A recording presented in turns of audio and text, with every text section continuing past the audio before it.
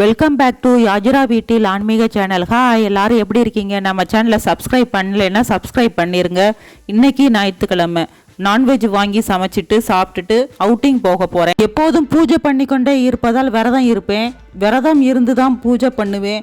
ஞாயிற்றுக்கிழமை மட்டும்தான் பூஜை பண்ணலை. அதுவும் ஏதாவது பஞ்சமி சஷ்டி பிரதோஷம்னு ஞாயிற்றுக்கிழமையில வந்தால் விரதம் இருந்து பூஜை பண்ணுவேன். நிறைய சிஸ்டர்ஸ் வீடியோவில் கமெண்ட்ஸில் வராகி அம்மனுக்கு பூஜை பண்ணுற அன்னைக்கு நான்வெஜ் சாப்பிடலாமான்னு கேட்குறாங்க. கட்டாயம் பூஜை பண்ணுற அன்னைக்கு நான்வெஜ் சாப்பிடக்கூடாது. பூஜை பண்ணாத நாளில் நான்வெஜ் சாப்பிடலாம். நான் இன்னைக்கு பூஜை பண்ணலை, நான்வெஜ் சாப்பிட போகிறேன்.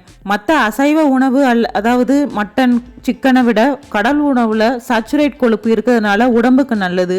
மீனில் கால்சியம் பாஸ்பரஸ் மெக்னீசியம் இருக்குது. இது எலும்புக்கும் கண் பார்வைக்கும் உதவுது. நான் மட்டன் சிக்கனை விட மீன் மட்டும்தான் அதிகமாக எடுத்துக்குவேன். காரசாரமான மீன் குழம்பு வச்சுட்டு காரசாரமான மசாலா சேர்த்து மீன் ரோஸ்ட்டு வச்சு சாப்பிட்டால் மிகவும் சுவையாக இருக்கும்.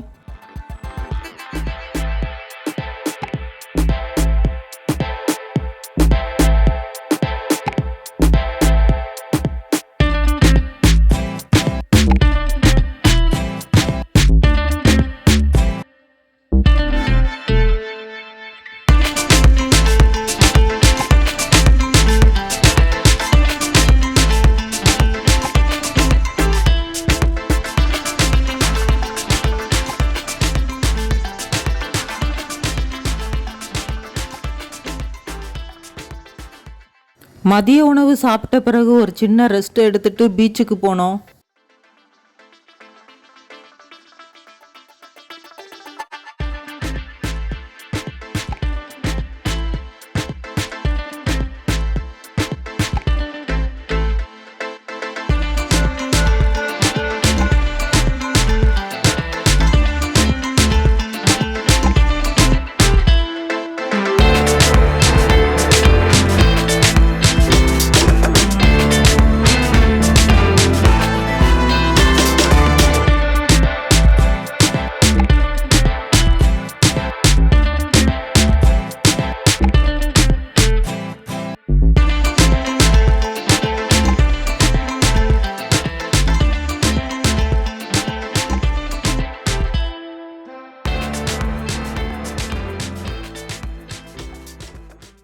கைரேகை பார்க்க ஆசை. கைரேகை பார்த்து பலன் சொல்லுவது 100% உண்மையான்னு தெரியாது.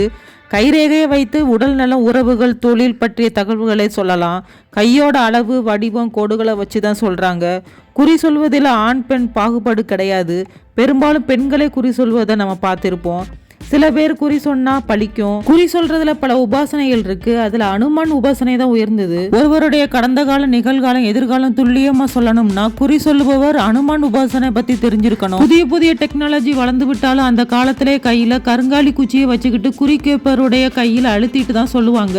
ஏன்னா கருங்காலி பிரபஞ்சத்துல உள்ள நல்ல சக்தியில ஈர்த்து வெளிப்படும். பொதுவா குறி சொல்றவங்க கடந்த காலத்தை பத்தி சொல்லும் போது பாதி உண்மை போல இருக்கும். எதிர்காலம் பத்தி சொல்லுவது உண்மையா நடக்கும்னு சொல்ல முடியாது. குறி சொல்லுபவர்களின் மனக்கண்ணில் நம்முடைய கர்ம வினைகள் பிரச்சனைகள் அதற்கான பரிகாரங்கள் தெரியுமா? குறி சொல்பவர்களுடைய கர்ம வினையே தங்களின் குறி கேட்பவருடைய கர்ம வினை பத்தி சொல்வதுதான். கைரேக ஜோசிய உண்மையோ பொய்யோ என் மனதிருப்திக்காக கேட்டேன். என்னை பொறுத்த வரைக்கும் ஏதாவது கஷ்டகாலம் வந்தால் தான் கடவுள்கிட்ட போகிறோம், ஜோசியர்கிட்ட போகிறோம். பிறப்பிலேயே நம்முடைய விதி எழுதப்பட்டது. விதியை மாற்றோம்னா கடவுள்கிட்ட சரணாகதி அடையணும். கடந்த காலத்தை பற்றி அவங்க சொல்லும் போதுல பாதி உண்மைன்னு போல இருக்கு.